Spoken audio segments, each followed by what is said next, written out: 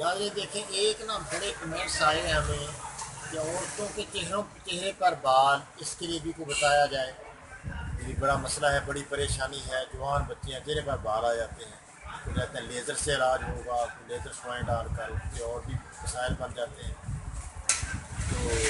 اس کے بارے میں بہت آسان حل ہے، کوئی مسئلہ مشکل نہیں ہے یہ۔ تو یہ کیا مسئلہ کیا ہے کہ خشکی اور تیزابیت، یہ بیٹیوں کا تو مزاج نہیں ہوتا خشکی تیزابیت، جب بن جاتا ہے بعض کو ایسے انجیکشن لگ جاتے ہیں ان کو، یا ایسی دوائی کھلا دی جاتی ہے جس سے ایسا مسائل ہوتا ہے، ضرورت ہوتی ہے ان کو بعض دوائیوں کی، تو وہ ان کو لگا دی جاتی ہے پروجسٹران وغیرہ، تو ایسے انجیکشنوں سے یہ مسئلہ ایسے بنتا ہے۔ تو یہ مسئلہ مجموعی طور پر جو ہے تیزابی مسئلہ ہے، تو اس کے لیے لیکن اس کا دے دیں آپ۔ مر مکھی جو ہے نا، مر مکھی 10 گرام لے لیں، دار چینی 10 گرام لے لیں، لونگ 10 گرام لے لیں، جند بدستر 10 گرام لے لیں، مصبر 10 گرام لے لیں، ہیرا کسیس 10 گرام لے لیں، زعفران 5 گرام، یہ ساری بریک چیزیں کر کے 500 ملی والے کیپسول بھر لیں،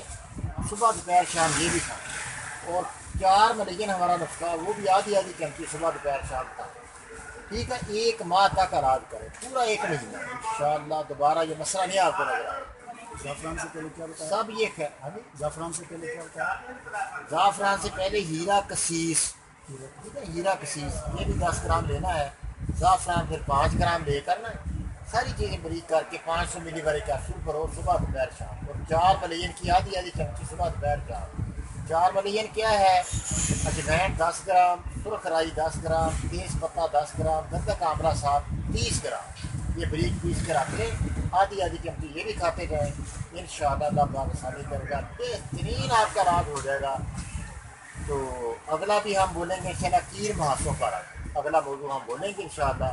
یہ موضوع یہاں ختم ہو گیا، اللہ آسانیاں کرے، اللہ آپ کو شفا دے، اللہ سب ہماری بیٹیوں کو شفا دے،